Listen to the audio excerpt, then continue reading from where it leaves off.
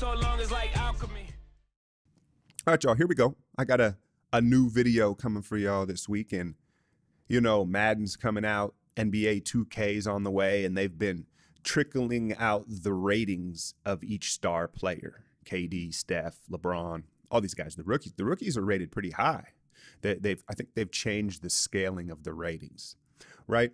And I've had people ask me this in the past, and you guys know where I stand kind of with the KD Steph argument, as far as KD is a freak of nature. Steph is more unique, maybe, right? And he is the core of what we do. And there's no it's always fun. People say, well, why are you putting them against each other? Well, we're always, when we look back 20 years from now, you know, that's what you're going to rank these guys, regardless of what teams they're on. And so, yeah, I think KD is a more dominant player than Steph Curry, but Steph does some uniqueness, his gravity and things like that. But anyway, I wanted to get into ranking the 5 Warrior All-Stars in a couple different categories. Now, this is subjective, and I want y'all to give me, you know, I want your guys' ranking back, because I struggled with some of these, but for the most part, I was pretty sure. And now also let me clarify in some of the definitions of my terms. So the first ranking with these players is talent. Talent, to me, is God-given. It's what you're born with, and an innate ability, right? And it could be attributes. It can be size, strength, speed, right? These are things that you're kind of born with. You can work on upgrading them, right? But like LeBron was a freak anyway, right? Kevin Durant, like his freakish length and his agility at that size is talent. It's God-given, okay? So the first category, talent, the number one ranking in this for the 5 Warriors All-Stars is DeMarcus Cousins. And I was telling Amaya about this, and she said, not Durant, not Kevin Durant, and Durant's number 2. But why I put I think that KD has worked harder into being the basketball player that he is. I think that DeMarcus is raw talent, a lot of it. I know he puts in work, right? And his skill level is high. But I just think as far as pure talent goes, DeMarcus Cousins is I've said this before, he's the closest thing I've seen to Shaq. Now, obviously, he doesn't have the personality, the likability, not quite as big. But as far as a guy that size that can move that athletically, I mean, so DeMarcus Cousins is number 1 in talent. Number 2, Kevin Durant. Again, these are God-given attributes. These guys would be like, they could be in the NBA without working at all, right? They wouldn't be the stars that they are, but they could literally just wake up and just go through the motions and be in the NBA because of their talent. Steph is number 3, right? He's extreme. He is talented. There's no doubt. We've talked about his nervous system and how unique of an athlete he is with his nervous system overload. He's like a great bowler, great golfer, obviously the greatest shooter we've probably ever seen. So he's a great athlete in a different way, and his talents kind of show through in a different way, but we know he puts in the work, okay? And then there's Klay, where, I mean, Klay speaks for himself, man.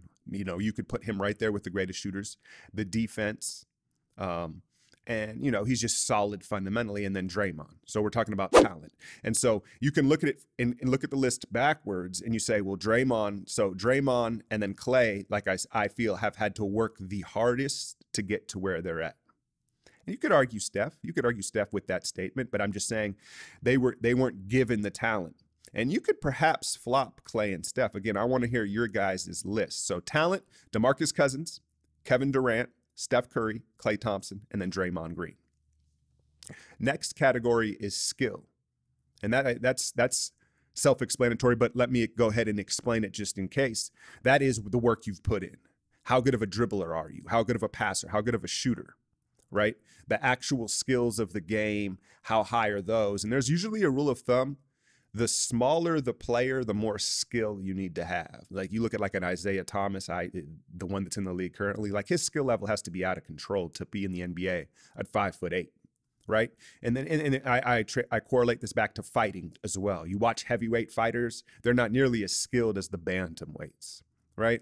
And so it does somewhat fall in line. Steph Curry's my number 1 skilled player. If you want to take him pound for pound, all of them, dribbling, shooting, passing, everything, his skill level is going to be at the highest.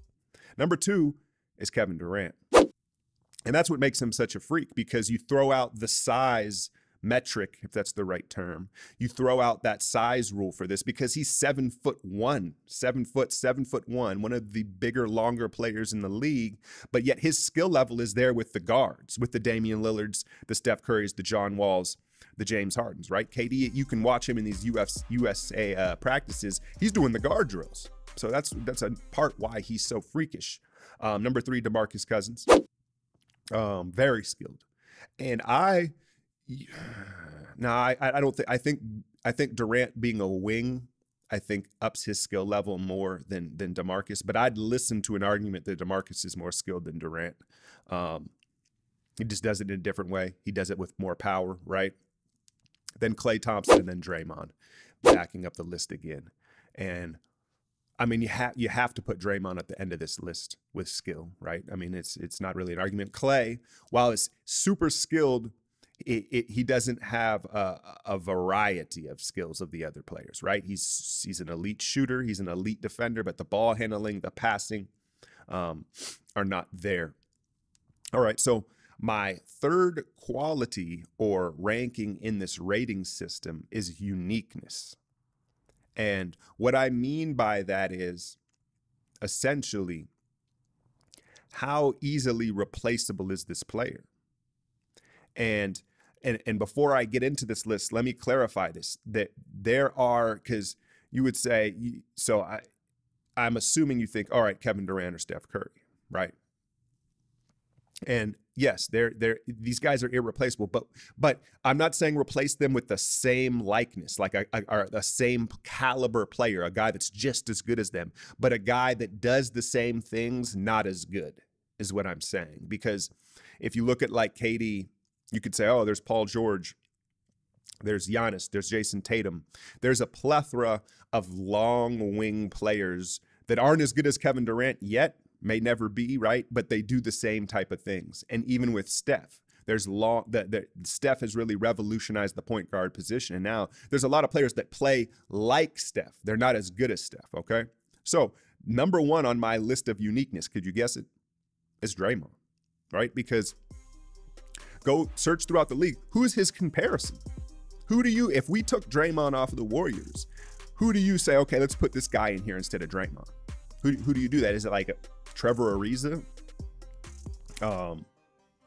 Tony Allen's not in the league anymore, right? And he was a smaller player in Ariza. There's no comparison to Draymond. So to me, he is the most unique player of these 5, and he would be the hardest to fill in. Do what he does at somewhat of the same level. Again, argue with me. Second is Steph Curry. And that's just because of his gravity. And another category that we'll touch on later is intangibles, but just some of the things that aren't even measurable, his juice on the court and what he means, would be extremely difficult to replace, right? Because another difference with Steph, and I was arguing with a guy about Steph and Lillard, and he was saying, man, Lillard makes the same shot Steph makes. I said, yeah, in a vacuum. But Steph knows when to take those pull-up 30-footers. Steph has, what really separates him to me from the other great scoring point guards is he's found a balance of distributing and then when he heat checks and when to score, right? And so that's very difficult to do when you're such a prolific scorer. And so Steph is second to me as uniqueness. Kevin Durant, DeMarcus Cousins. And you could also make an argument DeMarcus could I don't know, man. I don't know. Again, this is very subjective. And then last would be Klay Thompson. Now, I love Klay. I've been on record saying he might be my favorite Warrior in this era, this dynasty era, just as far as likability. And I just love Klay. But again, I'm not talking about guys as good as Klay, but you can find 3-and-D wings, right? He doesn't have a unique skill set. Right? I love his size, his toughness. He has some unique qualities about him. But as far as his skill set in the NBA, you could fill in guys for his spot. They wouldn't do it as good. But that's why he's last on my list for uniqueness. Now, next category, longevity. And this is, again, kind of a self-explanatory category. It just means who's going to age the best, who's going to have the longest career, and who will look let's say they're all playing 10 years from now, and that's probably not feasible, but who still looks closest to what they look like right now? Klay Thompson is number one. Klay Thompson is number one. And I've asked you guys to argue with me on this list. I don't think there's much argument to this one. I really don't. I really don't, because the way he plays, right? He doesn't play above the rim. He doesn't pound the ball. He's not ball dominant. Dominating the ball takes years off your basketball career. It just does. It's the energy, the pressure, it just does. It is what it is. So he's off the ball. He's a tank, 6'7", 225, right? And we've seen his durability throughout the years. That J.R. Smith thing, it still irritates me to this day, and I'm still amazed that he played. So his toughness, he's just genetically, I'll knock on wood for us, but right, some guys are just more durable than others, right? His dad blessed him with a very durable body. But then you just look at guys' comparison to his skill set, like a Reggie Miller or a Ray Allen, right? Those guys played until almost 40 because they're catch and shoot, and then they have the size. He's not very reliant on quickness. So to me, it's obvious. 10 years from now, Klay Thompson could very well look like the same player. Now, I don't know if he'd be on the perimeter guarding point guards anymore, right? He's going to lose some quickness laterally. But I mean, he essentially can be the same offensive player that he is right now, honestly. And also, don't forget how efficient and how beautiful his jump shot is.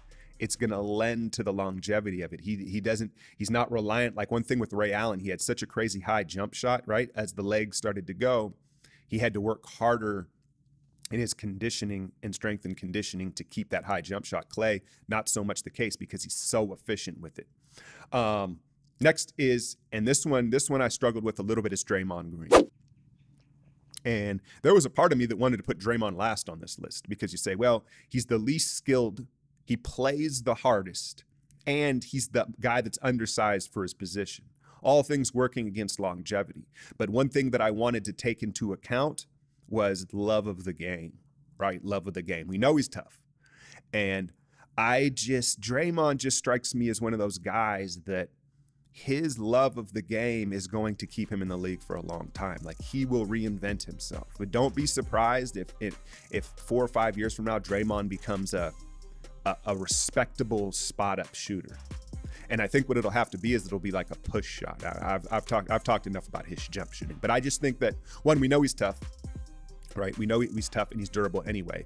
And I just think it's going to be the love of the game. But you could also easily make the argument that his intensity and the punishment that he puts on his body is greater than any of these 5 players throughout a season. So, let me know what you think about that. Next is Durant. And I think the comparison for Durant is Dirk Nowitzki, because the old saying, you can't teach size, right? You can't teach size. And he has a light basketball build. He seemed to have gotten over the foot injuries, right? And so I just think that he's going to work his way, just like in that Level Up video. He's going to work his way down into the post, and he's already showed the one-legged Dirk shot. He's adapted some of his moves already. So he's going to essentially, he'll adapt into a 4-5 more so than a 3, a small forward, right? But I mean, as long as he doesn't have any catastrophic injuries, he can do this for a long time. And I do think his love of the game is high as well. I do. I think all of these guys love the game. I don't question any of theirs. So, but there's still levels to it. Next is going to be DeMarcus Cousins. And I know he's coming off the Achilles, but again, you can't teach size, right? And I would question DeMarcus's love of the game a little bit. I think he likes it.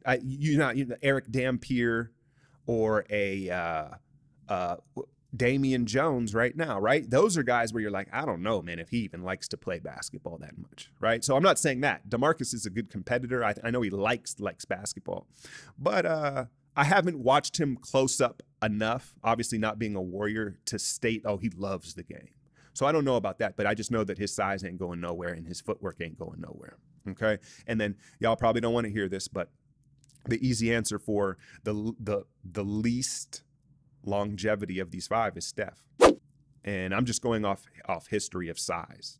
Steph is the most reliant on quickness, right? He is the smallest, and he's had the worst durability throughout his career thus far. And so I think, because I was starting a Level Up video on Steph, and I was really trying to rack my brain like, yo, what is he going to add to his game? Because you say, okay, as a guard gets older, he gets stronger, a little heavier, maybe take guys down and Sam Cassell him a little bit, right? But I don't know if you want to put weight on Steph's frame with his ankles and his history. So it's remained to be seen, but that's my rankings for longevity. Last category here, intangibles. The things that are hard to measure. And this has to be the most subjective category, I guess, because I can't put out a stat for you. I can't do that, right? But heart, leadership, communication, hustle, energy. And then there's a charisma. There's a charisma factor. There's just things that you just see with your eyes, you don't really explain, right? And the intangible leaders, I'm sure you can guess who's number one on this list. It's a Day-Day, Draymond Green, right? And that's really his elite trait is his intangibles, right? So his communication, his leadership. I don't have to, dive too much into all his intangibles and what he means. He's a special dude. That's why he is so unique. Now, number 2 on my list is Steph. And I think Steph doesn't get quite as enough credit as he should for his intangibles. People always say, oh, he's unselfish, right? That's the thing that you always hear about him throughout the NBA media, and that's clear, right? But I think his charisma and his fun energy, I guess, for a lack of a better term, as far as around the team, it sets the tone, right? And then the fact that when he gets hot, this is an intangible. When he gets hot at Oracle Arena, it's more devastating than I've seen from any basketball player. And really, I can't even think of a sport where if one guy is really on, what it does to the opponents. And I kind of want to add that to the intangible factors. Next is Clay. And Clay, it's the less is more, right? We've talked about him being so low maintenance. And so I think the fact that he just plays ball, he doesn't need a lot of attention. He's a perfect puzzle piece. Those are intangibles. In today's NBA, with these players coming in where everybody wants to be a social media star, less is more with Clay, right? And then KD is next on my list, and then last DeMarcus. I think both Durant and DeMarcus are lacking some intangibles, right? That's where they could both improve as far as their leadership, their communication, maybe the way they handle the media. Now, they're not necessarily bad teammates, but I don't think they're making anybody's best of teammates list. And so I'm not, they're telling up the list. But anyway, so those are my rankings for the Warriors 5 All-Stars. You guys can go ahead and list down. I'm curious to see how you would rearrange it and what your thoughts were. I hope you enjoyed this week's breakdown. I'm out, yo. I've been winning so long, it's like alchemy.